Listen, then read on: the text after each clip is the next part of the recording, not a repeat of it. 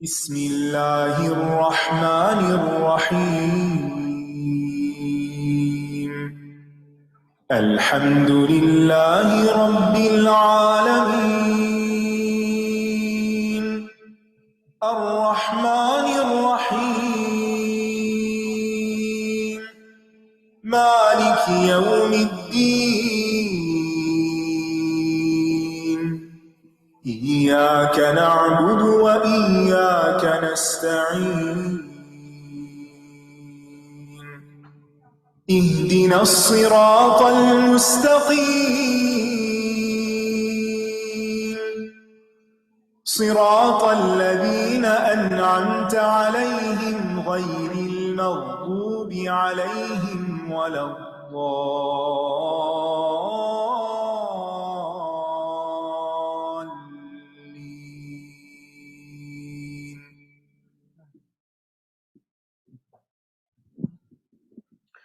السلام علیکم ورحمۃ اللہ وبرکاتہ۔ کیا حال ہے سب کا؟ الحمدللہ نحمده ونصلی علی رسولہ الکریم، اما بعد فاعوذ باللہ من الشیطان الرجیم، بسم اللہ الرحمن الرحیم، رب اشرح لی صدری ویسر لی امری واحلل عقدۃ من لسانی یفقہوا قولی۔ اللہم لک الحمد کلہ اولہ وآخرہ ظاہرہ وباطنہ لا الہ الا اللہ الہ الاولین والآخرین لا الہ الا هو الرحمن الرحیم۔ اے اللہ، سب تعریف تیرے ہی لیے ہے، پہلی اور آخری، ظاہری اور باطنی۔ اللہ کے سوا کوئی معبود برحق نہیں، وہ پہلوں اور پچھلوں کا معبود ہے۔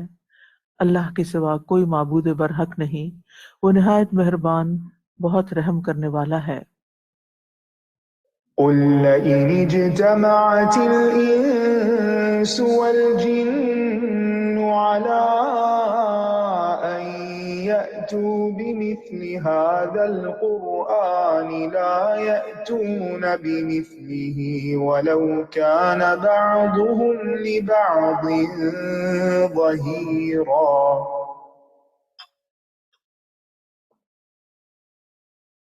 ہم علوم القرآن میں تفسیر قرآن کے بارے میں پڑھ رہے ہیں۔ پچھلے سبق میں ہم نے پڑھا کہ قرآن پاک میں بغیر کسی علم کے اپنی رائے سے بات کرنے کے بارے میں سخت وعید آئی ہے۔ اس لیے علماء نے مفسر کے لیے کچھ شرطیں عائد کی ہیں تاکہ جو شخص تفسیر کرنا چاہے وہ ان شرائط پہ پورا اترتا ہو اور وہ اس وعید سے نکل آئے۔ پھر تفسیر کی اقسام دو طرح سے کی گئی، جدید تقسیم اور مشہور تقسیم۔ اور پھر جدید تقسیم جو ہے اس کے مطابق تفسیر کی تین اقسام ہیں، جس میں ایک تفسیر تحلیلی ہے، جس میں آیات کو گرامر کی ضابطوں کی روشنی میں دیکھا جاتا ہے اور صرفی اور نحوی مباحث سے قرآنی آیات اور الفاظ کا تجزیہ کیا جاتا ہے۔ پھر دوسری تفسیر موضوعی، اس میں ایک ہی قسم کے موضوع سے متعلق قرآنی آیات کو جمع کر کے ان کی تفسیر کی جاتی ہے، جیسے احکام کی آیات کو اکٹھا کر کے ان کی تفسیر کرنا۔ پھر تفسیر مقارن، اس قسم میں قرآن مجید کی بعض مخصوص آیات کو لے کر مختلف مفسرین کی لکھی ہوئی تفاسیر کا، ان کی آراء کا باہم مقابلہ یا موازنہ کیا جاتا ہے۔ مشہور تقسیم کے مطابق بھی تفسیر کی تین اقسام ہیں۔ نمبر ایک تفسیر بالمأثور، اسے تفسیر بالروایہ یا تفسیر منقول بھی کہا جاتا ہے۔ اس کی دو قسمیں ہیں، ایک وہ تفسیر جس میں صحت اور قبولیت کے بکثرت دلائل ہوں، دوسرے وہ تفسیر جس میں صحت اور قبولیت کے دلائل بکثرت نہ ہوں۔ اور تفسیر بالمعصور کے بنیادی مصادر یہ ہیں: تفسیر قرآن از قرآن، یعنی قرآن کا ایک حصہ اگر مجمل ہے تو دوسرا حصہ اس کی تفسیر کرتا ہے، جہاں اختصار ہے تو دوسرا اس کی وضاحت کرتا ہے، اور یہ طریقہ سب سے زیادہ مؤثر اور بہترین ہے۔ دوسری ہے تفسیر قرآن از سنت سے، یعنی اگر قرآن میں قرآن کے کسی آیت کی تفسیر نہ ملے تو پھر تفسیر بالمعصور کا دوسرا مصدر یا مرحلہ احادیث نبویہ سے قرآن کی تفسیر کرنا ہے۔ نبی اکرم صلی اللہ علیہ وسلم کو مبعوث کرنے کا ایک مقصد یہ بھی تھا کہ آپ قرآن کی تشریح اور تفسیر بیان کریں. جیسے آپ نے نماز کے بارے میں ارشاد فرمایا، قرآن میں تو حکم آتا ہے اقیم الصلاۃ، تو کیسے؟ صلو کما رأیتمونی اصلی، ایسے پڑھو جیسے میں نماز پڑھتا ہوں. یہی حال روزہ اور حج وغیرہ کا ہے، زکوٰۃ وغیرہ کا بھی. تو ان توضیحات کو لیتے وقت یہ بات خاص طور پر مد نظر رکھنی چاہیے کہ صرف صحیح اور حسن احادیث کو لیا جائے، ضعیف احادیث سے تفسیر نہ کی جائے. ٹھیک ہے، اب ہم آج پڑھیں گے پیج نمبر 273 سے. نمبر 3 ہے اقوال صحابہ سے تفسیر. اگر قرآن کریم سے یا سنت رسول سے تفسیر نہ ملے تو پھر صحابہ کرام کے اقوال بھی تفسیر کے لیے جا سکتے ہیں، بالخصوص ان صحابہ کے جو صاحب علم اور علم التفسیر میں خاص تھے، جیسے خلفائے راشدین اور دیگر علماء صحابہ. یعنی علماء صحابہ سے پھر لیا جائے گا، اس لیے کہ قرآن کریم ان کی زبان، زمانے اور انہی کے مخصوص حالات میں نازل ہوا. انبیاء کے بعد طلب حق میں ان سے سچی اور مخلص جماعت کوئی نہیں، نیز خواہشات نفس سے محفوظ، اور وہ ایسی مخالفت سے ان کے دل پاک تھے جو انسان میں حق و باطل کے درمیان تمیز کو چھین لیتے ہیں. یعنی ان کے اندر تعصب نہیں تھا، صاف دل کے لوگ تھے جنہوں نے صحیح معنی میں قرآن کو سمجھا اور آگے بتایا. امام ابو عبد الرحمن السلمی فرماتے ہیں صحابہ میں سے جو حضرات قرآن کی تعلیم دیا کرتے تھے ان میں مثلا عثمان رضی اللہ عنہ، عبداللہ بن مسعود رضی اللہ عنہ وغیرہ ہیں. انہوں نے ہمیں احادیث کے ذریعے بتایا کہ جب وہ آپ سے 10 آیات سیکھتے تو اس وقت تک آگے نہ بڑھتے جب تک کہ ان آیات کی تمام علمی اور عملی باتوں کا علم حاصل نہ کر لیں. صحابہ کی تفسیر کے چند اقوال سے مثالیں، یا صحابہ کے تفسیری اقوال کی چند مثالیں.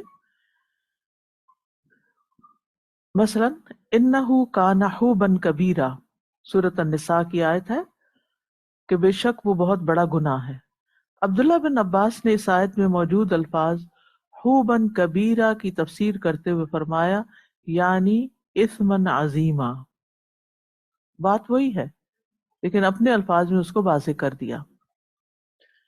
پھر ہے ذالک ادنی اللہ تعولوا، یہ بھی سورۃ النساء کی آیت ہے. ابن عباس نے اللہ تعولو کی تفسیر اللہ تمیلو بیان کی ہے کہ تم جھک نہ جاؤ، یعنی کسی ایک کی طرف نہ جھک جاؤ.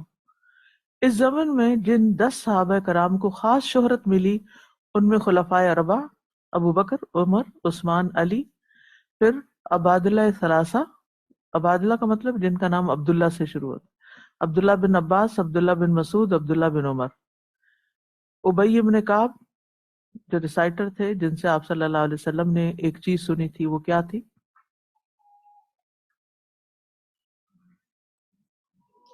آپ نے فرمایا تھا نا کہ تم مجھے کم قرآن پڑھ کر سناؤ. تو ان کا کہ قرآن تو آپ پر نازل ہوا ہے، کیا میں آپ کو پڑھ کر سناؤں؟ تو پھر وہ رونے لگ گئے تھے اس بات پہ. زید بن ثابت اور ابو موسیٰ الاشعری شامل ہیں. اس طرح یہ نام یاد رکھنے آپ کو آسان ہوں گے. تفسیر صحابہ کو قبول کرنے کے چند اصول بھی ہیں. تفسیر صحابہ قبول کرنے کے لیے چند اصول پیش نظر رہنے چاہیے. نمبر 1، صحابہ کرام جس تفسیر پر اتفاق کر لیں وہ صحیح تفسیر ہے. نمبر 2، قرآن کے بارے میں ان کا فہم، مضمون اور دلالت دوسروں کی نسبت زیادہ کامل ہے، خاص طور پر خلفائے اربعہ اور ابن مسعود، ابن عمر، ابو ہریرہ اور عائشہ اور ام سلمہ رضی اللہ عنہم. لیکن اگر بالفرض صحابہ کا کوئی قول یا تفسیر قرآن یا سنت ثابتہ کے خلاف ہو تو ترجیح ہر صورت میں قرآن و سنت ہی کو ہوگی. یعنی یہ بات یاد رکھنی چاہیے. یعنی اگر ان کا کوئی قول قرآن و سنت سے ٹکراتا ہو پھر وہ نہیں لیا جائے گا، صرف اسی صورت میں لیا جائے گا جو صحیح ہوگا اور اس کی مزید وضاحت کر رہا ہوگا. نمبر 3، اگر کسی آیت کی تفسیر میں اختلاف کریں جو شاذ و نادر ہے تو جس صحابی کی رائے مصالح شرعیہ اور عامت المسلمین کے حق میں زیادہ مفید ہو اسے قبول کر لیا جائے. یعنی اگر ایک صحابی ایک بات کہہ رہے ہیں دوسرے دوسری بات کہہ رہے ہیں تو پھر اس صورت میں کیا کیا جائے کہ جو چیز عامت المسلمین کے لیے زیادہ مفید ہو اور شریعت کے مصالح یعنی مصلحتیں جو ہیں، جو دین کے جو حکمتیں ہیں ان سے زیادہ قریب ہو اس کو لے لیا جائے۔ صحابہ کے اقوال حجت کیوں ہیں؟ اقوال صحابہ کی حجیت کا یہی مطلب ہے کہ صحابہ عام معاملات میں حتی الامکان کتاب و سنت سے الگ نہیں ہوتے، بلکہ اکثر و بیشتر نصوص نبویہ یعنی احادیث کو ہی تلاش کرتے اور ان پر عمل کی کوشش کرتے تھے۔ یعنی صحابہ کی تفسیر کیوں لیں؟ کیا وجہ ہے؟ کیونکہ وہ کیا کرتے تھے؟ ان کا فہم کردہ کتاب و سنت سے قریب تر تھا سب کی نسبت۔ عمر رضی اللہ عنہ نقل شدہ روایات میں متشدد تھے، یعنی بہت سختی کرتے تھے جو روایات کو لا کے بیان کرتا، اس لیے کہ جو چیز شرعاً حجت ہو اس کے متعلق ایسی شدت یقیناً ضروری ہے۔ مزید یہ کہ صحابہ کرام تو رسول اکرم صلی اللہ علیہ وسلم کی عملی اور اخلاقی زندگی کا نمونہ تھے، اور تفسیر، عقائد، اخلاق اور فقہیات میں نبی صلی اللہ علیہ وسلم کے اسوہ حسنہ ہی کے پابند تھے، یعنی آپ کی خلاف ورزی نہیں کرتے تھے آپ کے طریقوں کی۔ اس لیے صحابہ کرام کو اسی نگاہ سے ہی دیکھنا چاہیے، کیونکہ انہوں نے قرآن اور نزول قرآن کے ماحول کا مشاہدہ کیا، کانٹیکسٹ میں باتوں کو سمجھا۔ نمبر 4، اقوال تابعین سے تفسیر قرآن۔ تابعین یہ صحابہ کے بعد جو آئے ہیں ان کے پیروکار جو ہے، تابع سے ہے یعنی تبع کر پیچھے آنے والے۔ تابعین جنہوں نے صحابہ کرام سے علم حاصل کیا، ان کے اقوال تفسیر قرآن میں تیسرے درجے کے حامل اور خاصی اہمیت رکھتے ہیں، یعنی صحابہ کے اقوال کے بعد ان کے اقوال اہمیت رکھتے ہیں۔ یہ عہد نبی کے قریب لوگ تھے، یہ عہد نبی کے قریب کے لوگ تھے، ان کے زمانے میں ابھی عربی زبان اتنی متاثر نہیں ہوئی تھی، پیور تھی، اس لیے یہ اپنے بعد والوں کی نسبت فہم قرآن میں زیادہ درست تھے۔ قرآن کی تفسیر میں اقوال تابعین کا حجت ہونے یا نہ ہونے پر علماء کے درمیان اختلاف پایا جاتا ہے۔ اس اختلاف کا جواب شیخ الاسلام ابن تیمیہ نے دیا۔ تابعین کے اقوال فقہ فروع میں یعنی جو جزیات ہوتی ہیں، جب حجت نہیں تو تفسیر میں حجت کیسے ہوں؟ لیکن اگر وہ کسی بات پر اجماع کر لیں تو اس کے حجت ہونے میں کوئی شبہ نہیں، یعنی اگر ایک تابعی ایک بات وہی کہتا ہے، دوسرا بھی وہی کہتا ہے، تیسرا بھی وہی کہتا ہے، تو پھر اس میں کوئی حرج نہیں، ان کی بات لی جائے گی۔ اختلاف کی صورت میں ان کے اقوال ایک دوسرے پر ترجیح نہیں پا سکتے اور نہ ہی بعد والوں پر، یعنی پھر جب ان کے اقوال میں اختلاف ہو تو پھر یہ نہیں کہ ایک رائے کو ہم زیادہ راجح کہیں گے اور دوسرے کو نہیں۔ ایسی صورت میں قرآن و سنت کی لغت یعنی لینگویج یا عام لغت عرب یا اقوال صحابہ کی طرف رجوع کیا جائے گا۔ یہ بھی فرماتے ہیں جو بھی صحابہ اور تابعین کی تفسیری منہج سے ہٹ کر ان سے الگ موقف اختیار کرتا ہے وہ اپنی اس کوشش میں خطا کار اور بدعتی ہوگا۔ یعنی صحابہ اور تابعین کے منہج یا طریقہ کار یا ان کی رائے کو چھوڑ کر اپنی ان کے خلاف کوئی رائے دیتا ہے تو ایسے شخص کی رائے قبول نہیں کی جائے گی۔ ہاں اگر وہ اپنی اس تفسیر میں مجتہد ہو تو پھر اس کی خطا معاف ہو سکتی ہے، یعنی جان بوجھ کے اس نے ایسا نہیں کیا بلکہ پوری محنت کی ہے لیکن پھر بھی بات وہ نہیں کی جو اصل میں اوپر سے آ رہی ہے تو پھر اور بات ہے۔ باقی ان کے قول کی مخالفت کر کے جو اپنی تفسیر ان کے برعکس کرتا ہے تو اس نے دلیل اور مدلول دونوں میں ٹھوکر کھائی۔ مشہور مفسر تابعین میں سے جو افراد تفسیر قرآن کے حوالے سے مشہور ہوئے ان کے نام یہ ہیں: مجاہد، اکثر نام سنتے ہیں آپ، عطا بن ابی رباح، اکرمہ عبداللہ بن عباس کے شاگرد ہیں اور انہوں نے عبداللہ بن عباس کے علم کو ہی آگے نقل کیا، اور سعید بن جبیر بھی۔ نوٹ یہ یاد رہے کہ تفسیر بالمعصور ایک بہترین تسلیم شدہ فن ہے جو اکیلا ناکافی ہے۔ یہ ٹھیک ہے وہ تفسیر اپنی جگہ، لیکن صرف تفسیر بالمعصور کافی نہیں، دیگر تفاسیر کو بھی دیکھنا ہوگا۔ یعنی احادیث، اقوال صحابہ اور تابعین کے اقوال کی روایات کے باوجود مفسر کو ضرور دوسرے علوم اور فنون سے مستفید ہو کر انتہائی غور اور تدبر سے قرآن مجید کی تفسیر کرنا پڑتی ہے، لیکن دوسرے علوم سے فائدہ اٹھاتے ہوئے تفسیر کرنے میں قبولیت کی شرط یہ ہے کہ وہ تفسیر بالمعصور سے ٹکراتی نہ ہو۔ تفسیر معصور میں اختلاف کے اسباب۔ تفسیر معصور میں بھی اختلاف دیکھنے میں آیا ہے۔ ایسی صورت میں کیا اصول و ضوابط ہوں گے جن کی روشنی میں اس پیدا شدہ اختلاف کا حل مل سکے۔ علماء نے ایسے اختلاف کی 3 اقسام اور ان کا حل یہ بتایا ہے۔ پہلی قسم، ایسی روایات اس تفسیر میں ملتی ہیں جن کا اپنا فائدہ ہے، مگر اس اختلاف سے آیت کے معنی اور مفہوم پر کوئی اثر نہیں پڑتا، جیسے اللہ تعالیٰ کا یہ ارشاد ہے وَقَضَىٰ رَبُّكَ أَلَّا تَعْبُدُوا إِلَّا إِيَّاهُ۔ ابن عباس فرماتے ہیں قضا بمعنی امرا کے ہے، مجاہد فرماتے ہیں یہ بمعنی وصا کے ہے، اور ربیع ابن انس فرماتے ہیں قضا بمعنی اوجبا کے ہے۔ ٹھیک، ایک نے کیا کہا؟ امرا کا معنی ہے، دوسرے نے وصا، تیسرے نے اوجبا۔ اب اس میں بہت تھوڑا تھوڑا فرق ہے، یعنی اس اختلاف سے معنی اور مفہوم پر کوئی فرق نہیں پڑتا، ایک ہی بات ہے، کہنے کا انداز مختلف ہے۔ دوسری قسم، آیت کے ایک لفظ میں 2 معنوں کا احتمال ہو، احتمال یعنی گنجائش ہو، تو پھر تفسیر کے لیے آیت کے دونوں معنی لے لیے جاتے ہیں کیونکہ الفاظ قرآن میں معنوی لچک اللہ تعالیٰ نے رکھی ہے۔ یہی اقوال کے مابین جمع کی صورت ہے کہ دونوں معنی لے کر ان کی مثالیں دے دی جائیں تاکہ آیت کی مراد کے ساتھ معنوی نو بھی واضح ہو۔ مثلاً وَاتْلُ عَلَيْهِمْ نَبَأَ الَّذِي آتَيْنَاهُ آيَاتِنَا فَانسَلَخَ مِنْهَا فَأَتْبَعَهُ الشَّيْطَانُ فَكَانَ مِنَ الْغَاوِينَ وَلَوْ شِئْنَا لَرَفَعْنَاهُ بِهَا وَلَكِنَّهُ أَخْلَدَ إِلَى الْأَرْضِ وَاتَّبَعَ هَوَاهُ۔ ان پر اس شخص کی خبر پڑھیے جسے ہم نے اپنی آیات کا علم دے رکھا تھا، مگر وہ اس سے نکل بھاگا، پھر وہ شیطان کی پیروی میں لگ گیا اور بہکے ہوئے میں سے ہو گیا۔ اگر ہم چاہتے تو اسے ان کے ذریعے سے بلند مرتبہ عطا کرتے، مگر وہ تو زمین ہی کی طرف جھک گیا اور اپنی خواہش کے پیچھے لگ گیا۔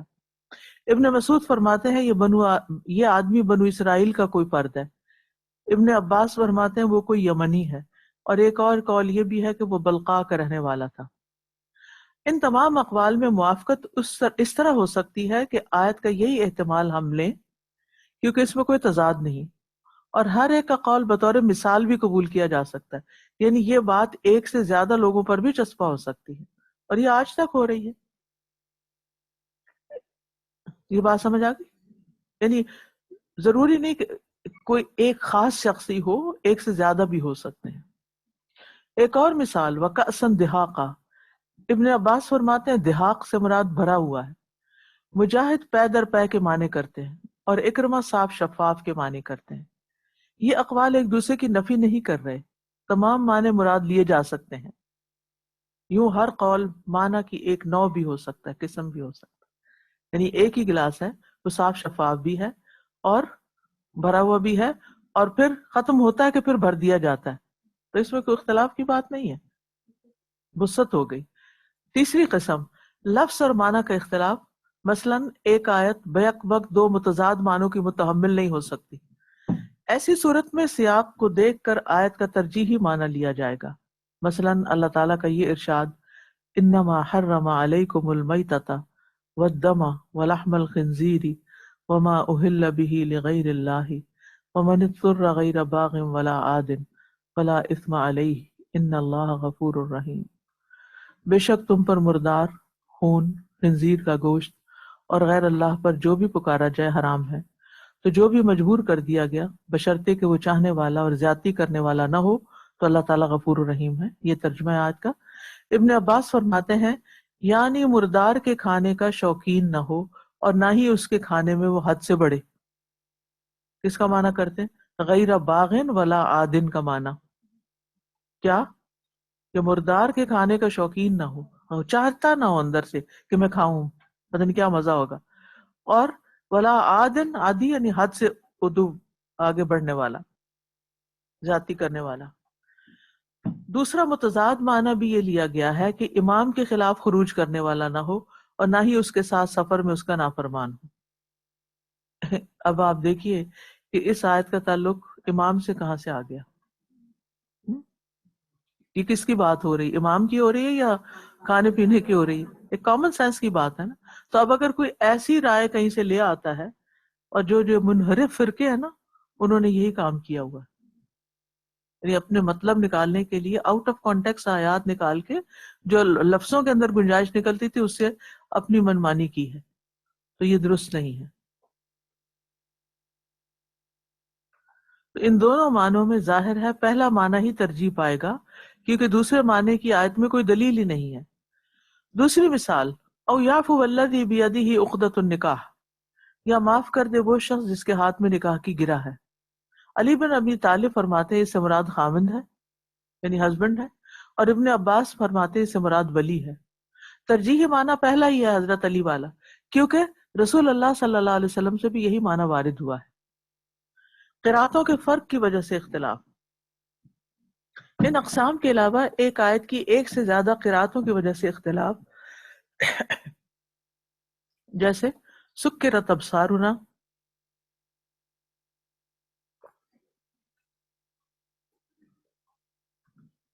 سکرت ابصارنا کو امام قتادہ نے شد کے ساتھ پڑھا ہے، جو بمعنی سدت کے ہوگا، اور کسی نے اسے سکرت بغیر شد کے یا سکرت بغیر شد کے، تو اس کا معنی سہرت ہوگا۔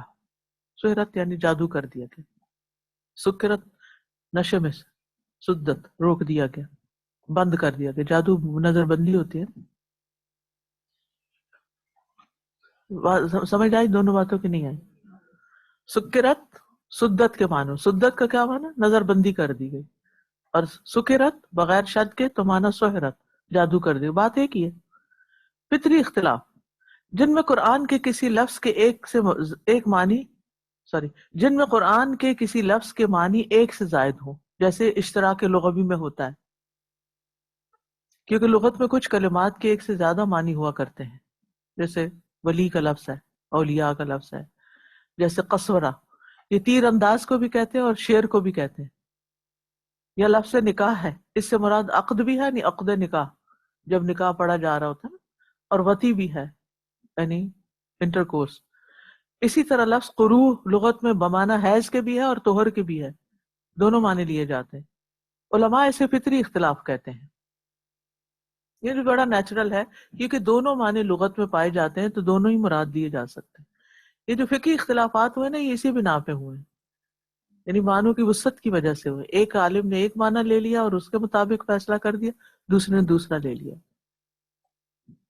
اعراب کا اختلاف، کیونکہ اعراب کا اثر بھی قرآن کی تفسیر پر پڑتا ہے، جیسے وما يعلم تأویلہ الا اللہ والراسخون فی العلم، الراسخون پر اختلاف ہوا۔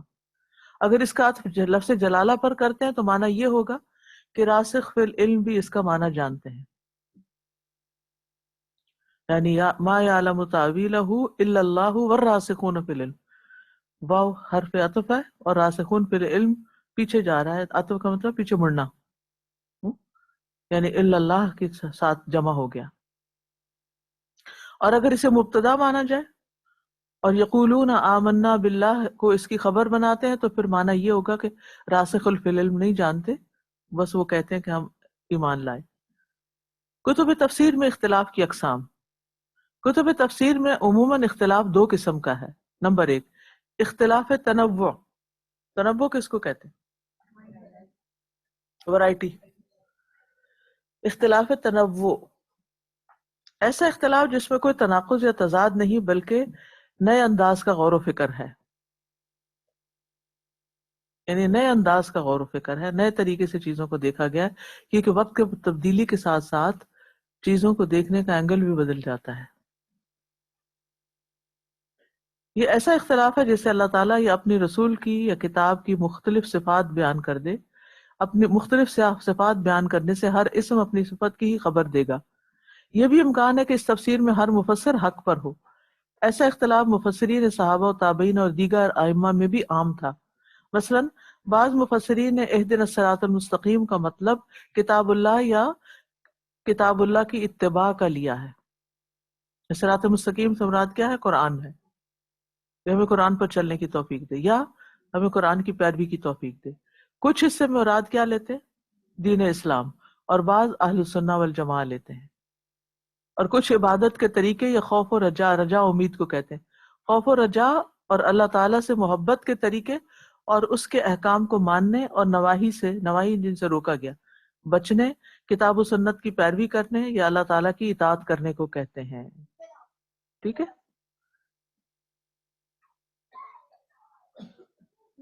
سمجھ آ گئی کہ نہیں؟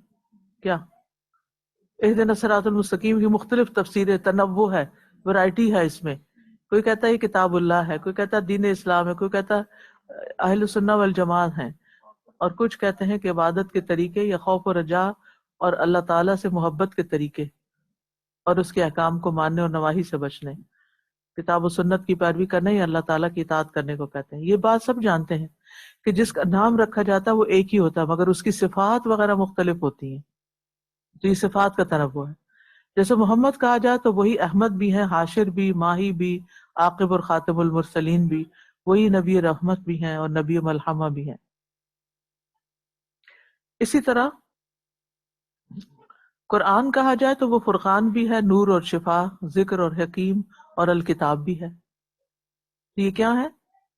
یہ سب کیا ہے؟ قرآن کی نام ہے، صفات ہیں. سمجھ آئی؟ تو جب یہ، تو اس میں کوئی کنٹراڈکشن ہے؟ یعنی کبھی تو آپ کہتے ہیں قرآن نور ہے، کبھی کہتے ہیں شفا ہے، تو وہ سب کچھ ہے، اس کے اندر یہ ہے صفت، اس لیے سبھی کچھ کہہ سکتے ہیں. یہ اختلاف نہیں ہوتا، یہ ورائٹی ہوتی ہے. اب مثال کے طور پر آپ دیکھیں کسی بھی فروٹ کو، مثلا ایپل ہے، اس کے اندر ورائٹی ہے کوئی؟ یہاں تو آپ کو بہت اچھی طرح سمجھ آئے گی کہ آپ جائیں تو صحیح مارکیٹ میں، کتنی مختلف قسم پائی جاتی ہے، رنگوں کے حساب سے، سائز کے اعتبار سے، خوشبو اور ٹیسٹ کے اعتبار سے. تو اب آپ کہیں گے کہ نہیں اس کو تو میں ایپل کہوں گی اور اس کو نہیں کہوں گی، یہ کیا اختلاف ہے؟ میں تو کسی کو بھی نہیں مانتی ایپل، ان کی تو شکلیں ہی مختلف ہیں. نہیں، یہ ورائٹی ہوتی ہے، یہ تنوع ہوتا ہے. چیز ایک ہی ہوتی ہے، اس کے سٹائل یا رنگ اور ڈیزائن مختلف ہوتے ہیں. اسی طرح اللہ تعالیٰ کے اسماء حسنہ کو لے لیجئے، بہت سی تراجم اور تفاسیر ایسی ہی ہیں. نمبر 2، کسی بھی لفظ کا متعین معنی. مفسر کسی بھی لفظ کا متعین یا تمثیلاً ایسا معنی پیش کرے جو تعریفی یا حصری ہو. حصری کہتے ہیں ریسٹرکٹیڈ کو. کلمہ حصر پڑھا ہے آپ نے گرامر میں؟ انما کیا ہے؟ کلمہ حصر ہے نا، یعنی اس کی طرف ریسٹرکٹ کر دیتے ہیں اس کو. مثلاً ایک اجمی یہ پوچھے کہ مل خبز، خبز کیا ہے، روٹی کیا ہے، تو ایک رغیف یعنی بریڈ کی طرف اشارہ کر کے کہہ دیا جائے یہ الخبز ہے، جس سے مقصود وہی روٹی نہیں ہوتی جو اس کے دماغ میں، بلکہ اس روٹی کے وجود کو متعین کرنا ہے. مفسر جب یہ بتائے فَمِنْهُمْ ظَالِمٌ لِنَفْسِهِ وَمِنْهُمْ مُقْتَصِدٌ، تو ظالمین اور مقتصد سے مراد کیا ہے؟ تو وہ حسب حاجت ہی بتائے گا کہ ظالم اسے کہتے ہیں جس کی نماز رہ جائے، جو وضو اچھی طرح نہیں کرتا یا جو ارکان کو پورا نہ کرے، یعنی کمی کرنے والا. اور مقتصد وہ ہے جو وقت پر اور حکم کے مطابق ہی نماز پڑھے. تو وہ ایک طرح سے مثال دے کے بات کر رہا ہے. پھر ہے تفسیر قرآن کی 4 صورتیں. ابن عباس رضی اللہ عنہ کہتے ہیں کہ تفسیر القرآن کی 4 صورتیں ہیں. ایک وہ جسے عرب اپنے کلام سے جانتے ہیں، جسے عرب اپنے کلام سے جانتے ہیں، یعنی ان کے کلام میں وہ چیزیں کیسے استعمال ہوتی تھی. دوسری وہ جو جاہل بھی سمجھتا ہے، ایک عام انسان بھی. تیسری وہ جسے صرف علماء جانتے ہیں. چوتھی تفسیر وہ ہے جسے اللہ کے سوا کوئی نہیں جانتا. واضح؟ نمبر 1 جسے عرب جانتے ہیں، نمبر 2 جسے ہر کوئی جانتا ہے، نمبر 3 جسے علماء جانتے ہیں، اور نمبر 4 جسے صرف اللہ جانتا ہے. وما یعلم تاویلہ الا اللہ. جی ہاں، صرف اللہ تعالیٰ. جیسے حروف مقطعات ہیں، اسی طرح آیات متشابہات ہیں. امثال جیسے ہیں قرآن میں، امثال القرآن، وہ کون جانتے ہیں؟ علماء جانتے ہیں. اور باقی جو سمپل باتیں ہیں، جیسے جنت کا بیان ہے، جہنم کا بیان ہے، اور تو وہ کوئی بھی لفظی ترجمہ پڑھتا ہے تو اس کو سمجھ آ جاتی ہے یہ کیا بات کہی جا رہی. اور قرآن مجید کا جو ایک بڑا حصہ ہے وہ اسی پر مشتمل ہے. اسی لیے آپ دیکھیں کہ نان مسلمز جن کو نہ عربی آتی ہے، نہ کوئی اسلام کا پتہ ہے، نہ کچھ، قرآن پڑھتے اور مسلمان ہو جاتے ہیں. تو وہ تو ہر چیز سے جاہل ہیں، لیکن ان کو بھی سمجھ آ رہا ہے کہ قرآن کا مقصد کیا، قرآن کیا بتاتا ہے. تو یہ اس درجے کا ہے، یعنی جو ٹرانسلیشن کے لیول پر ہر کوئی اس کو سمجھ آ جاتی ہے کہ قرآن کا مزاج کیا ہے، قرآن ہم سے کیا چاہتا ہے. اور مثلا قرآن اگر ہم سے یہ کہتا ہے کہ وما خلقت الجن والانس الا لیعبدون، کہ میں نے جن و انس کو اپنی عبادت کے لیے پیدا کیا ہے، ٹھیک ہے، تو اب یہ بات کس کو سمجھ نہیں آتی؟ اس میں کوئی بہت لمبا چوڑا فلسفہ ہے کہ جس کو جاننے کی ضرورت ہے تبھی یہ سمجھ آئے گا. اور چوتھی تفسیر جسے اللہ کے سوا کوئی نہیں جانتا، اس کے علم کا اگر کوئی دعویٰ کرتا ہے تو وہ جھوٹا انسان ہے. اور کوئی کہتا نہیں مجھے بھی تو الہام ہو گیا اس کا، نہیں. پھر یہ کہ اس اختلاف کی نوعیت اور حقیقت سوائے راجح مرجوع اور نہیں ہے، مرجوح ہے یا مباح اور مستحب کی اور کچھ نہیں. یہ ایسے ہی ہے جیسے فقہی مسائل میں ائمہ اربعہ کا اختلاف ہوتا ہے لیکن وہ ایک دوسرے کا احترام کرتے ہیں. صحابہ کرام کی تفسیر کا بھی یہی حال ہے. تفسیر میں مختلف اقوال صحابہ ہوتے ہیں جو آیت کے مختلف احتمالات کی وجہ سے تنوع پیدا کر دیتے ہیں، جسے عام آدمی اختلاف سمجھ بیٹھتا ہے. حالانکہ ان کا فائدہ یہ ہے کہ استخراج مسائل یعنی مسائل کو ڈیڈیوس کرنے میں وسعت پیدا ہوتی ہے اور فکر و نظر کی مزید راہیں کھلتی ہیں اور انسان صرف ایک خاص نظریے تک محدود نہیں رہتا. محدثانہ تفسیریں. تفسیر بالمعصور کی یہ چاروں اقسام محدثانہ تفاسیر کہلاتی ہیں. گو یہ بدعت اور غلوب سے خالی ہیں مگر قصص کے بیان میں صحت یا اسانید کا خیال نہیں رکھا گیا اور آثار بھی اسرائیلیات کی لپیٹ میں آ گئے ہیں. تو محدثانہ تفسیریں کون سی ہوتی ہیں؟ اللہ اکبر. تفسیر بالمعصور کو کہتے ہیں. ٹھیک ہے، تفسیر بالمعصور جو ہے وہ محدثانہ تفسیر ہے. ان میں بدعت اور غلوب نہیں مگر قصص کے بیان میں صحت کی اسانید کا خیال نہیں رکھا گیا. اسانید کی صحت کا خیال نہیں رکھا گیا. اسانید کیا ہوتی؟ سند کی جمع. سند کیا ہوتی؟ چین آف نریشن جو ہوتی. اس میں یہ چیک نہیں کیا گیا کہ سارے راوی ثقہ ہیں یا نہیں اور ایک دوسرے سے ملے بھی ہیں یا نہیں. کہیں کوئی فیبریکیٹر تو نہیں تھا کہ جس نے کسے گھڑ کے بیان کر دیے. اور آثار بھی یعنی اسی طرح کے قصص کے آثار جو ہیں وہ بھی اسرائیلیات کی یعنی جو بنی اسرائیل سے روایات دی گئی ان کی لپیٹ میں آ گئے. حافظ ابن کثیر اپنی تفسیر میں نسبتاً کافی محتاط رہے مگر پھر بھی ان کی تفسیر میں ایسے آثار آ گئے جن کا آنا مناسب نہ تھا. اس تفسیر کی تخریج اور احادیث اور آثار نے اب اسے نکھار دیا. اسی لیے تفسیر ابن کثیر کے جو لیٹسٹ اب ورژنز آ رہے ہیں اس میں ان کو ایڈٹ کر دیا گیا. ایڈٹ کرنے کا مطلب یہ کہ جو ضعیف چیزیں تھیں ان کی نشاندہی کر دی گئی ہے. جیسے تفسیر المنیر ہے تو یہ تفسیر ابن کثیر ہی کی لیٹسٹ ورژن ہے، وہ ہے وہی کتاب لیکن اس کو ایڈٹ کر دیا گیا ہے. کلمات کی تفسیر میں اختلاف کے حل کے اصول. ایسے قرآنی کلمات جو ایک سے زائد معنی رکھتے ہوں تو ان کے صحیح معنوی انتخاب کے لیے درج ذیل چند اصول پیش نظر رکھ کر انشاءاللہ تفسیری کجروی سے محفوظ رہا جا سکتا ہے. قرآن مجید میں وارد الفاظ و کلمات اپنے سیاق و سباق کے مطابق جن شرعی یا لغوی مفاہیم کا تقاضا کرتے ہوں ان سے قرآن کی تفسیر کی جائے. یہی حکم الہی ہے. انا انزلنا الیک الکتاب بالحق لتحکم بین الناس بما اراک اللہ ولا تکن للخائنین خصیما.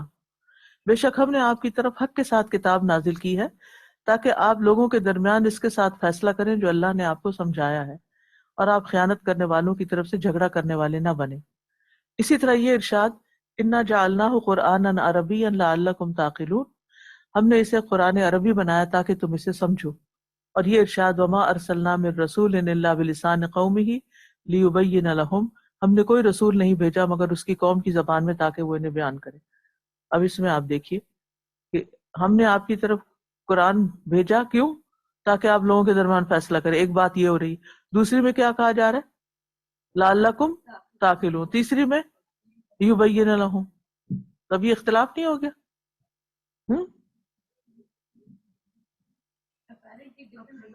ڈفرنٹ سیناریوز ہیں، بات ایک ہی ہے پر یہ ساری چیزیں کور ہوتی ہیں. اختلاف کی صورت میں وہ معنی لیا جائے جس کا شریعت تقاضا کرتی ہو. اگر شرعی اور لغوی معنی میں اختلاف ہو تو قاعدہ یہ ہے کہ وہ معنی لیا جائے گا جن کا شریعت تقاضا کرتی ہے، کیونکہ قرآن مجید شریعت کو بیان کرنے کے لیے نازل ہوا ہے نہ کہ لغت کو بیان کرنے کے لیے. الا یہ کہ وہاں کوئی دلیل ہو تو پھر لغوی معنی کو ترجیح دی جا سکتی ہے اور اسے لیا جا سکتا ہے. اس کی مثال اللہ تعالیٰ کا منافقین کے بارے میں یہ ارشاد وَلَا تُصَلِّ عَلَىٰ أَحَدٍ مِّنْهُمْ مَاتَ أَبَدًا، اور ان میں سے جو مر جائے آپ ان میں سے کسی ایک کی بھی کبھی نماز جنازہ نہ پڑھیے۔ صلاۃ لغت میں دعا کو کہتے ہیں، شرع میں یہاں اس کا معنی میت کے لیے مخصوص حالت میں دعا کے لیے کھڑے ہونا، صلاۃ الجنازہ مراد ہے، ٹھیک ہے؟ تو یہاں شرعی معنی مقدم ہوگا کیونکہ یہی متکلم کا مقصود اور مخاطب کو بھی اسی کی تنبیہ کی جا رہی ہے۔ لا تصلی سے مراد کوئی اور نماز نہیں بلکہ کس کی طرف اشارہ؟ جنازے کی طرف اشارہ ہے۔ کبھی لغوی معنی مقدم رکھا جائے گا۔ ایک اور مثال جس میں دو مختلف معنی ہے مگر لغوی معنی مقدم کیا گیا، خذ من اموالہم صدقۃ تطہرہم وتزکیہم بہا وصلی علیہم۔ صلاۃ سے مراد یہاں دعا ہے، یہاں نماز نہیں ہے کہ ان کی جنازہ پڑھ دیں آپ جو آپ کے پاس صدقات لے کے آتے ہیں، بلکہ ان کے لیے کیا کریں؟ دعا کریں، جس کی دلیل صحیح مسلم کی یہ حدیث ہے، ابن ابی اوفا کی روایت ہے کہ رسول اکرم صلی اللہ علیہ وسلم کے پاس جب کسی کے صدقہ کا مال لایا جاتا تو آپ انہیں دعا دیا کرتے تھے۔ آپ صلی اللہ علیہ وسلم کے پاس میرے والد بھی اپنا صدقہ لے کر گئے تو آپ نے فرمایا اللہم صلی علی آل ابی اوفا۔ رہی وہ مثالیں جن میں شرعی اور مانوی دونوں معنی پائے جاتے ہوں وہ بکثرت ہیں، رہی وہ مثالیں جن میں شرعی اور مانوی دونوں معنی پائے جاتے ہوں، مانوی کا مطلب مفہوم اس کا، وہ بکثرت ہیں، جیسے سما، ارض، صدق، کذب، حجر اور انسان وغیرہ۔ اب آتی ہے تفسیر بالرائے۔ تفسیر کی یہ دوسری قسم اجتہادی تفسیر کہلاتی ہے، یا اسے تفسیر درایا یا تفسیر معقول بھی کہتے ہیں۔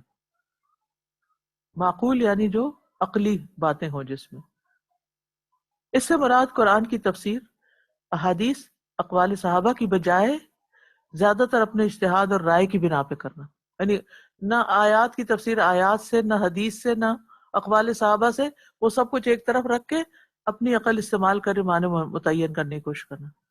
اب آپ کو سمجھ آ رہی ہے مختلف لوگ جس طرح کی باتیں کرتے ہیں؟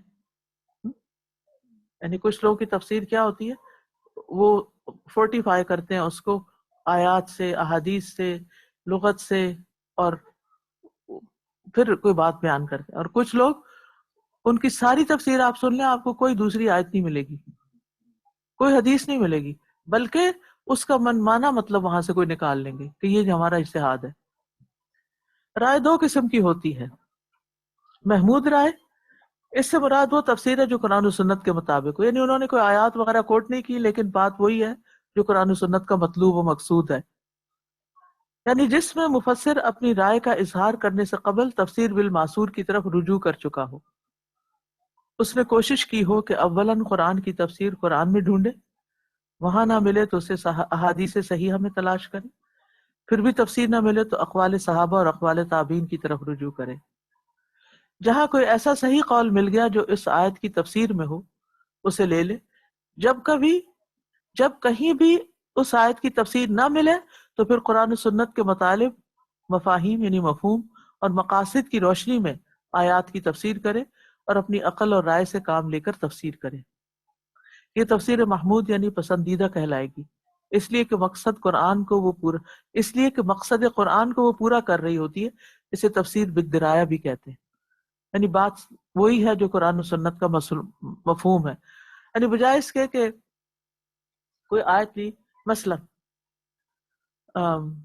ذالک الکتاب لا ریب فیہ ھدی للمتقین، اب اس کو آپ ایک ایک چیز کو لے سکتے، کتاب سے کیا مراد ہے، دوسری جگہ سے آیت لا کے بتائیں کہ کتاب سے مراد قرآن ہے، اچھا پھر ھدی للمتقین ہدایت ہے، تو اب ہدایت کے لیے کتاب آئی ہے، سورۃ لقمان میں بھی آتا ہے کہ ھدی للمحسنین ہے، پھر اسی طرح سورۃ النمل میں بھی آتا ہے، تو ایک تو یہ طریقہ، دوسرا صرف وہ سمپلی یہ بتائے کہ یہاں کتاب سے مراد قرآن ہے، ہدایت سے مراد رہنمائی ہے، اور متقین سے مراد تقوی والے ہیں، اور پھر وہ تقوی کی تعریف میں مزید آیات وغیرہ نہ لائے، تو اس نے کہیں قرآن سنت حدیث کا ذکر نہیں کیا، لمبی چوڑی باتیں نہیں کی، صرف مفہوم بتا دیا، جیسے ہم عام طور پہ فہم القرآن میں کرتے ہیں کہ مفہوم بتاتے جاتے ہیں، لیکن وہ مفہوم قرآن و سنت کے مخالف نہیں ہوتا، کنٹراڈکٹ نہیں کر رہا ہوتا، بات وہی ہوتی ہے سمپل الفاظ میں یا تھوڑے سے گہرائی میں اس کو لے کے بیان کر دینا. علماء ایسی تفسیر کو جائز سمجھتے ہیں جن کے دلائل یہ ہیں. اللہ تعالیٰ کا ارشاد ہے افلا یتدبرون القرآن ام علی قلوب اقفالها، کیا یہ قرآن پر غور و فکر نہیں کرتے یا ان کے دلوں پہ تالے پڑے ہوئے ہیں؟ یہ غور و فکر اور تدبر اسلامی مفاہیم کے علاوہ نہ ہو اور نہ ہی شریعت کے مقاصد سے ہٹا ہوا، ایسی صورت میں یہ محمود یعنی پسندیدہ رائے ہوگی. آپ صلی اللہ علیہ وسلم نے ابن عباس کے حق میں یہ دعا فرمائی تھی، اللہم فقہہ فی الدین وعلمہ التأویل، اللہ انہیں دین کی سمجھ دے اور قرآن کا معنی سکھا دے. یہ بھی محمود رائے کی طرف اشارہ ہے، یعنی قرآن کا معنی خود ان کو سجھا دے، یعنی قرآن اور سنت اور حدیث اور اس سے نہیں بلکہ ان کے دل میں ڈال دے.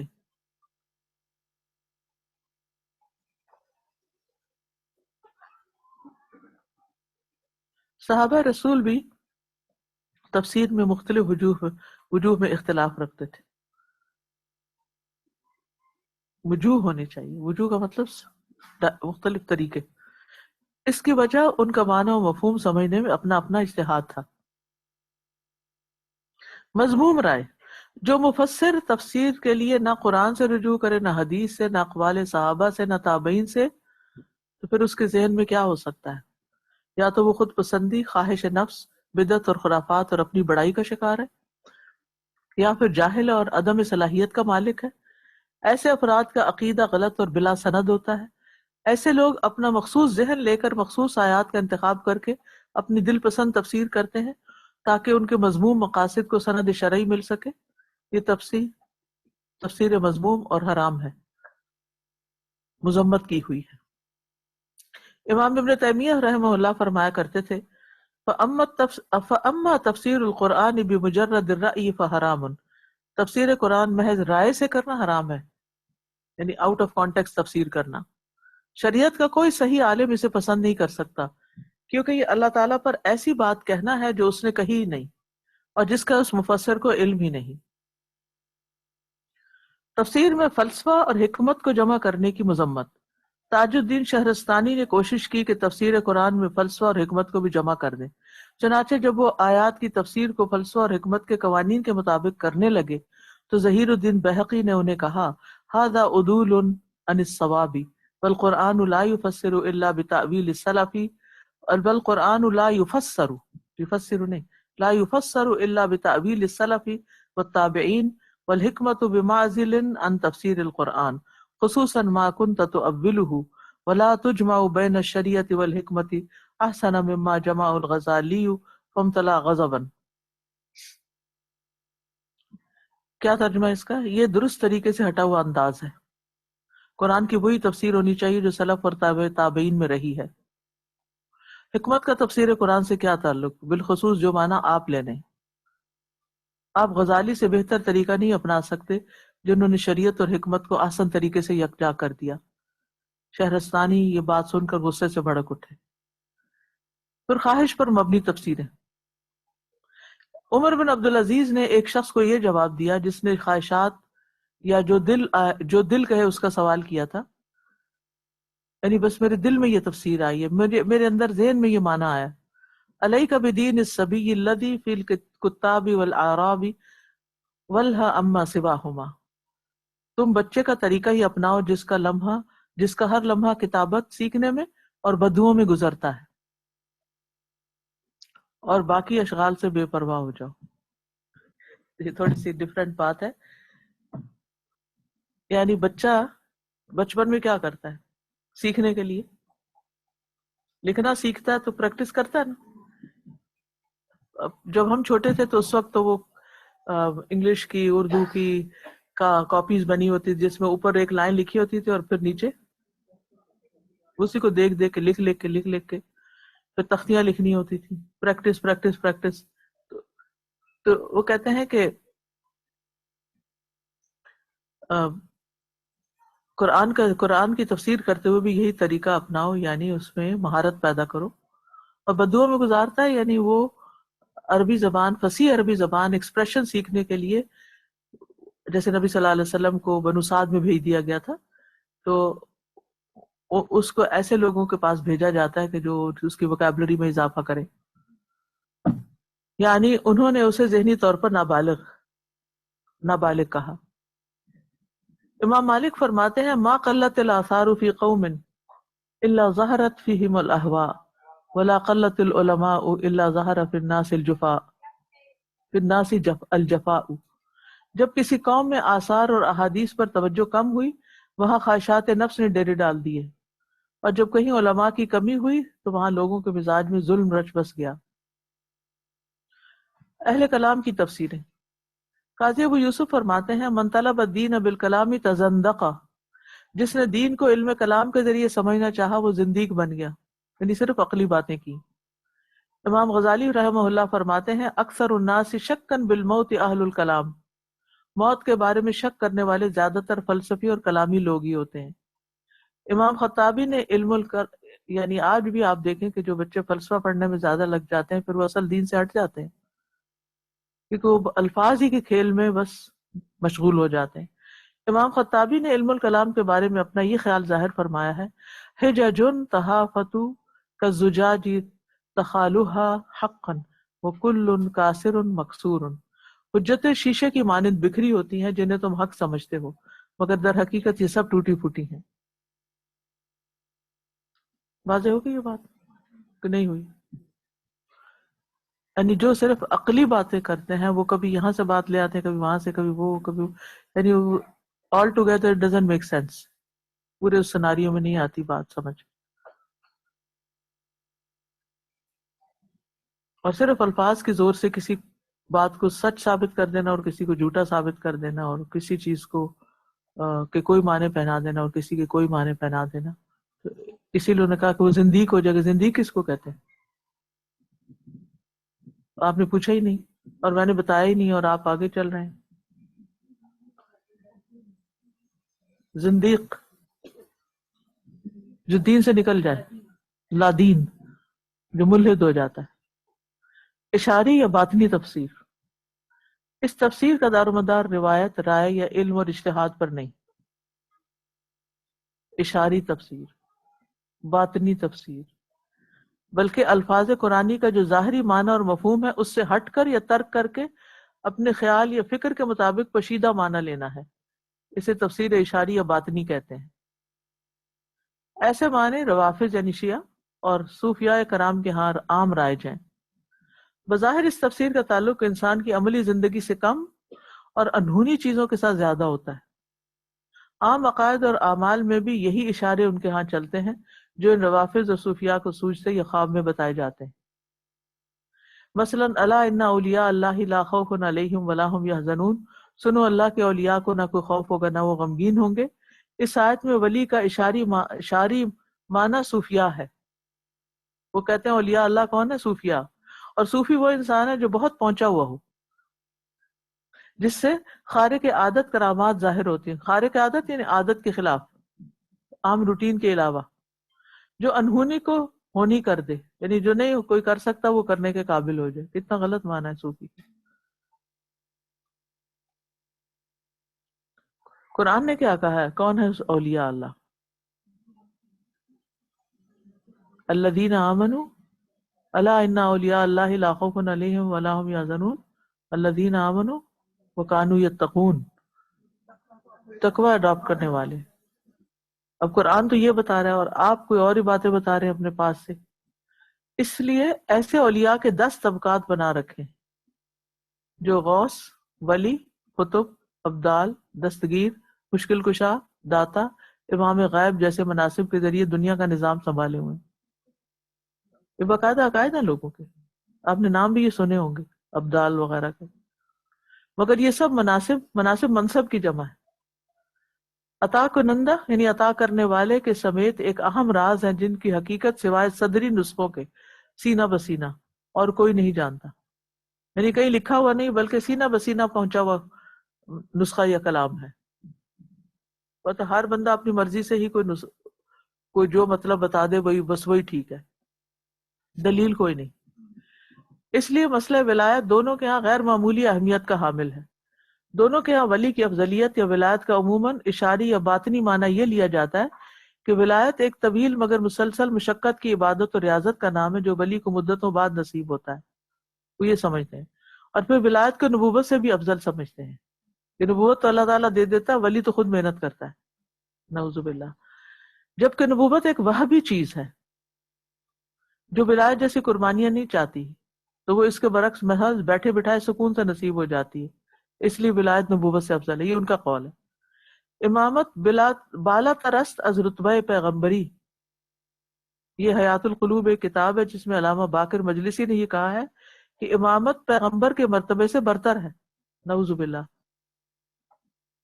اسی تعریف کے عملی مظاہرے خانقاہوں، مزاروں، درگاہوں، عرسوں اور چہلموں پر ہوتے ہیں، عرسوں اور چہلموں پر ہی ہوتے ہیں، جس نے رسول کے ساتھ عشق کے اضافے کے بعد اس کی اطاعت کی اہمیت ہر اعتبار سے کم کر دی، اور بقول حضرت علی رضی اللہ عنہ کے اتباع کل نائق، ہر زور سے بولنے والے کے پیچھے لگ جانے والے، یعنی جو بہت خوبصورت کلام پیش کرتا ہے بس اس کے ہاں میں ہاں ملا دیتے ہیں۔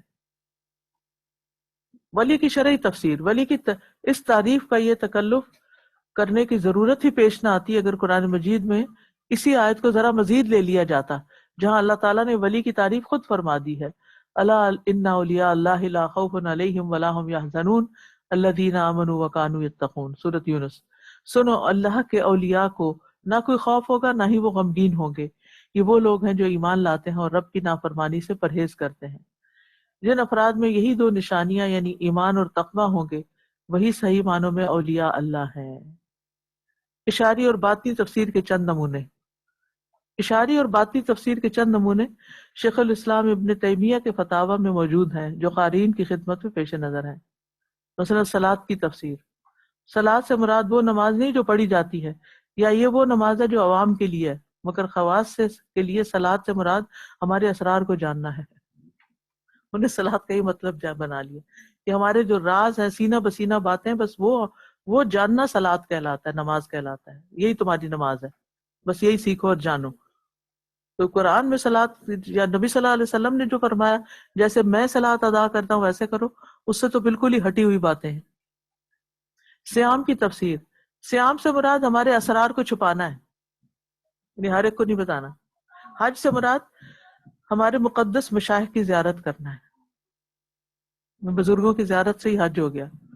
جنت و جہنم کی تفسیر، جنت دراصل دنیا میں خاص لوگوں کا لذتوں سے فائدہ اٹھانے کا نام ہے، اور نار سے مراد اپنے آپ کو شریعت کا پابند کرنا اور اس کے بوجھوں تلے لادنا ہے۔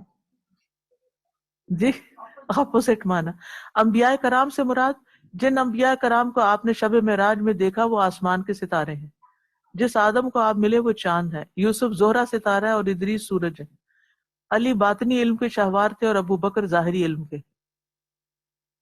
جبکہ اہل سنت کا اتفاق ہے ابو بکر رضی اللہ عنہ شریعت کے تمام باطنی اور ظاہری علوم میں سب سے معظم اور ممتاز تھے۔ آیات کی منمانی تفسیریں، وَكُلَّ شَيْءٍ أَحْصَيْنَاهُ فِي إِمَامٍ مُبِينٍ، امام سے مراد حضرت علی رضی اللہ عنہ۔ اب یہ خود سے مطلب نکالا ہے، حالانکہ امام سے مراد کیا ہے، یعنی کھلے رجسٹر میں۔ تبت یدا ابی لہب وتب، دونوں ہاتھوں سے مراد نعوذ باللہ ابو بکر اور عمر رضی اللہ عنہ۔ فقاتلوا ائمۃ الکفر، اس سے مراد طلحہ اور زبیر رضی اللہ عنہ، نعوذ باللہ۔ والشجرۃ الملعونہ، اس سے مراد خاندان بنو امیہ ہے، جس میں سے پھر یزید اور وہ تھے امیر معاویہ۔ قاتل الذین یلونکم من الکفار، میں کفار سے مراد انسان کا اپنا نفس ہے۔ باطنی صوفیہ کے ہاں اذهب الی فرعون انہ طغی میں فرعون سے مراد ان کا اپنا انسان کا اپنا نفس ہے،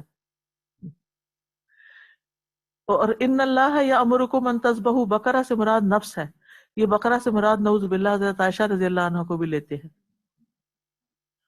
فخلا نعلیک انک بالوادی المقدس سے طوا سے مراد دنیا اور آخرت کا چھوڑ دینا ہے۔ واصطنعتک لنفسی سے مراد ہے کہ میں تم ہو جاؤں اور تم میں ہو جاؤ، یہ باتیں تفسیروں میں لکھی ہوئی ہیں۔ وَإِنَّ اللَّهَ لَمَعَ الْمُحْسِنِينَ سے مراد اللہ نیک لوگوں میں چمکتا ہے، لمع اس کا ترجمہ کر یعنی لمع بنا دیا اس کو، لمع المحسنین، یقیناً محسنین کے ساتھ ہے کی بجائے لمع چمکتا ہے، یعنی اللہ چمکتا ہے نیک لوگوں میں، نعوذ باللہ۔ تو یہ بھی لوگوں نے تفسیریں کی ہوئی ہیں. جہالت، گمراہی اور زندیقیت پر مبنی تفسیریں. معنویت سے آ رہی یہ تفسیر اکثر اوقات قرآن کے مقاصد سے ہٹی ہوئی اور صوفیانہ مشگافیوں پر سے پر ہوتی ہے. یہ وہی جان سکتا ہے جو باطنی مزاج کے ساتھ تصوف اور رفض پر دسترس رکھتا ہو، یعنی اچھی طرح اس نے پڑھا ہوا ہو ان کو. واضح سی بات ہے کہ ایسا باطنی یا اشاری علم اگر شریعت کے ظاہری علم کے خلاف ہے تو پھر یا تو یہ وہ جہالت اور گمراہی ہے یا پھر زندیقیت اور الحاد ہے. قرآن تو پھر کھیل تماشا بن گیا نا. ایسے معنی کے بعد کون قرآن کے شرعی احکام کو سمجھے گا؟ اور کیا یہ تفسیر مسلمانوں کو وہاں مل بیٹھنے دے گی؟ شرعاً کوئی مسلمان باطنی علم پر ایمان لانے کا مکلف نہیں. ہاں، اسے علم غیب پر ایمان لانے کا ضرور کہا گیا ہے.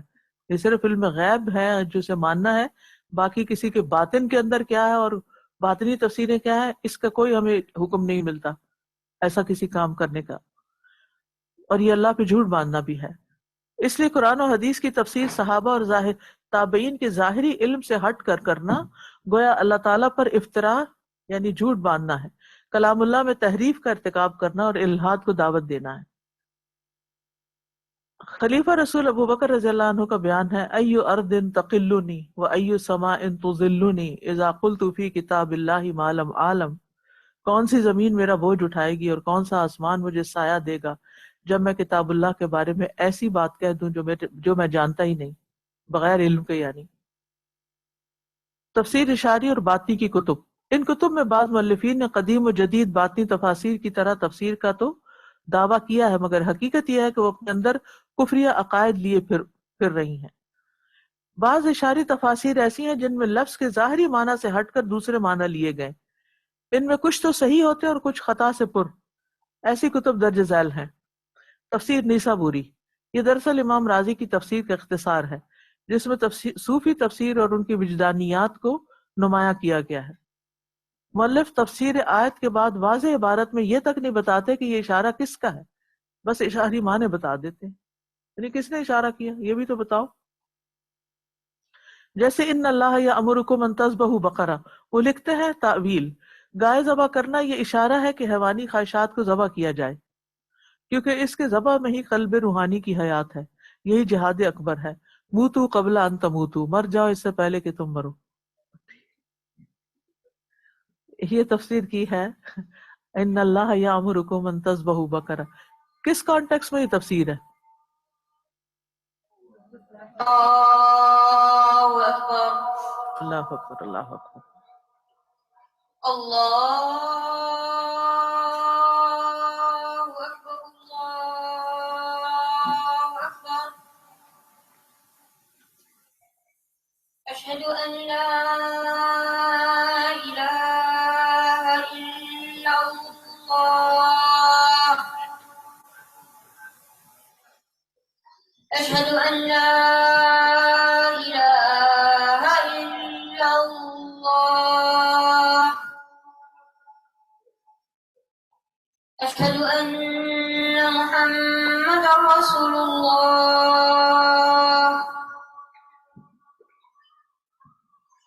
اشہد ان محمد رسول اللہ.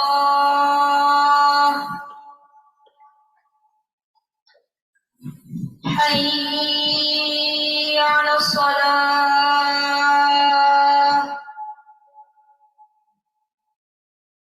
حي على الصلاة، حي على الفلاح،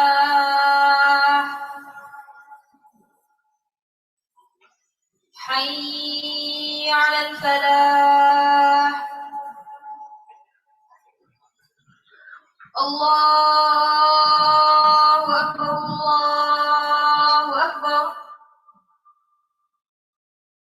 لا الہ الا اللہ.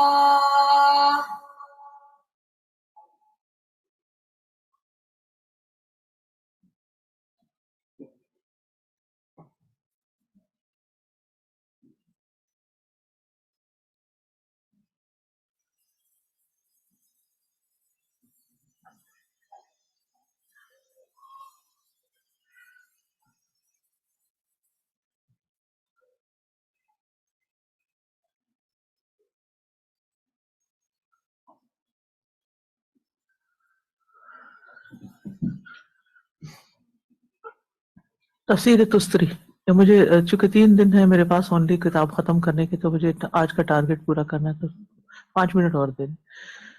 تفسیر تستری یہ محمد بن سہل التستری کی تفسیر ہے جو 383 ہجری میں فوت ہوئے۔ یہ گو مکمل تفسیر نہیں، مگر اس میں صوفی وجدانیات اور اشارات اور خیالات ہیں۔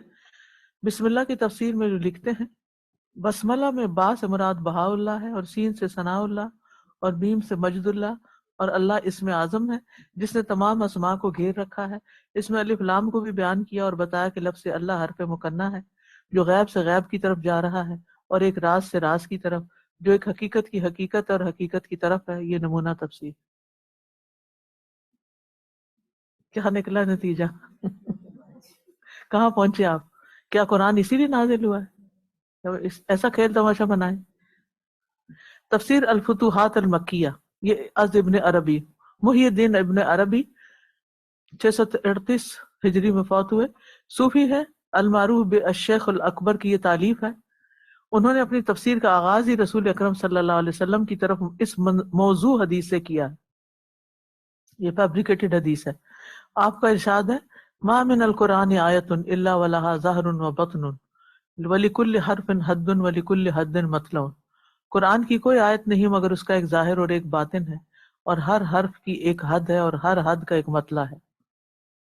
پھر لکھتے ہیں، میں اس حدیث سے یہ سمجھا کہ ظاہر سے مراد اس کی تفسیر ہے اور باطن سے مراد اس کی تعویل، اور حد وہ ہے جہاں کلام کے معنی سے ماخوذ علم جا کر ختم ہو جائے، اور مطلب وہ جس کی طرف اس لفظ کے ذریعے سے بلندی پہ چڑھا جائے، تاکہ ملک علام کے شہود، ملک علام سے مراد اللہ تعالیٰ ہے، کہ شہود یعنی حاضری پر وہ مطلع ہو۔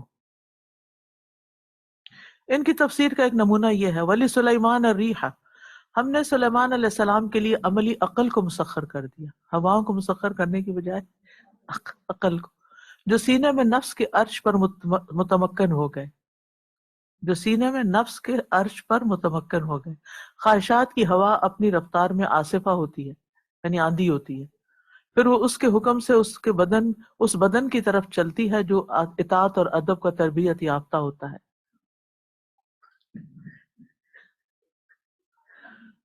یعنی ہوا باہر نہیں چل رہی، اندر ہی کہیں چل رہی ہے۔ تفسیر آلوسی، علامہ محمد آلوسی کی روح المعانی کے نام سے یہ تفسیر 30 جلدوں میں ہے۔ یہ تفسیر معصور، معقول اور اشاری کا مجموعہ ہے، یعنی اس میں معصور بھی ہے، اس لیے اس کو استعمال کیا جا سکتا ہے، جو چیزیں ٹھیک ہے لے لیں، جو نہیں چھوڑ دیں۔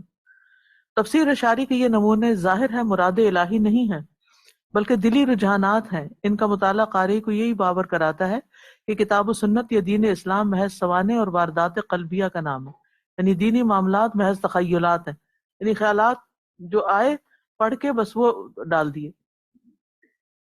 اس لیے اسلامی تعلیمات کا یا عربی لغت کا پابند ہونا ضروری نہیں۔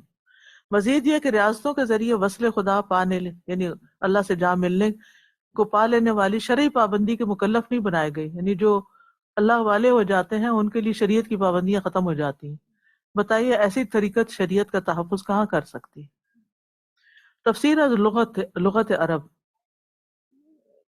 یعنی یہ بھی ایک طریقہ ہے کہ لوگ صرف الفاظ کی وضاحتیں کر کر کے اسی سے ہی بس بات نکال لیتے ہیں، دیٹس اٹ۔ بعض مفسرین میں لغت عرب سے تفاسیر کرنے کا رجحان بھی غالب نظر آتا ہے۔ یہ تفسیر اس وقت تو قبول کی جا سکتی ہے جب قرآن و حدیث یا اقوال صحابہ میں اس آیت کی تفسیر موجود نہ ہو اور معروف اور رائج معنوں کے مطابق ہو، لیکن یہ ظلم ہوگا کہ ان تمام ذرائع کو ترک کر کے صرف لغت عرب کا سہارا لیا جائے، یعنی قرآن و حدیث کو چھوڑ کے صرف ڈکشنری کے اوپر تفسیر کرنے لگ جائے۔ تفسیر بالرائے مردود ہے، یہی وجہ ہے تفسیر بالرائے شاذ ہونے کی وجہ سے مردود قرار پاتی ہے اور عام عرب کے فہم سے بھی باہر ہوتی ہے۔ اس کی وجہ یہ ہے کہ اولاً تو عربی زبان میں وسعت ہے، اس میں حقیقت، مجاز، استعارہ اور کنایہ کے پائے جانے کی وجہ سے کسی بھی لفظ کے لیے یہ قطعی فیصلہ کرنا مشکل ہے کہ لفظ سے جو معنی ہم مراد لے رہے ہیں کیا واقعی متکلم کا مقصود بھی یہی ہے، یعنی اللہ تعالیٰ نے بھی وہی مراد لیا۔ پھر ائمہ لغت تو عادتاً یہ کرتے ہیں کہ وہ تمام مستعمل معنی کو جمع کر دیتے ہیں، حقیقی اور غیر حقیقی معنی میں امتیاز تک نہیں کرتے۔ غرض کہ لغت کا یہ پورا کارخانہ اول تاخر ظنی ہے، یعنی میں ظن و گمان سے ہی کام لے کر وہ تفسیر کر رہے ہوتے ہیں، حقیقی مقصود تک نہیں پہنچتے۔ لغت کے تغیرات یعنی چینجز میں محاورات کی صبح اور شام تبدیلی نے دال اور مدلول یعنی دلالت کرنے والا اور جس پر دلالت کی جا رہی ہے، یعنی لفظ اور اس کے معنی میں شکوک و اوہام کی اور بھی کئی راہیں کھول دی ہیں. اس لیے لغت کو کتاب و سنت کی صف میں کھڑا کرنا مشکل ہے. یہ قاعدہ ہے کہ اگر ائمہ لغت کی تصریحات شرعی منقولات سے متعارض ہوں تو ترجیح منقولات شرعیہ کو ہوگی. یعنی جو تو موافق جاتے ہیں ٹھیک ہے، لیکن جو اگر خلاف جاتے ہیں قرآن و سنت کے تو پھر ان کو نہیں لیں گے. مزید یہ کہ رسول اکرم صلی اللہ علیہ وسلم اور صحابہ کبار لغت عربی کو آج کے متجددین اور مجتہدین سے بہتر سمجھتے تھے. یعنی صحابہ جو تھے، یعنی رسول اکرم خود اور صحابہ، وہ آج کے جو متجددین یعنی نئی نئی تفسیریں نکال رہے ہیں اور نئی نئی باتیں کر رہے ہیں ان سے زیادہ عقل رکھتے تھے، ان سے زیادہ سمجھدار تھے. اس لیے بلحاظ لغت انہی کو فوقیت حاصل ہوگی. محدثین کے بالمقابل ائمہ لغت کا مقام. اسی طرح ائمہ لغت کو تقوی اور خیر میں وہ مقام حاصل نہیں جو فقہاء اور محدثین کو حاصل ہے.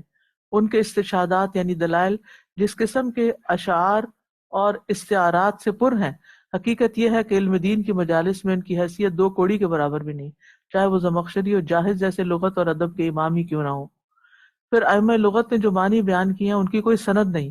اسماعیل ابن الانباری، مبرد، جاہز، زمخشری کے الفاظ کے معنی اپنا اپنا سماع تو ضرور کر دیتے ہیں مگر اس کی سند کیا ہے اس کا ذکر ہی نہیں کرتے.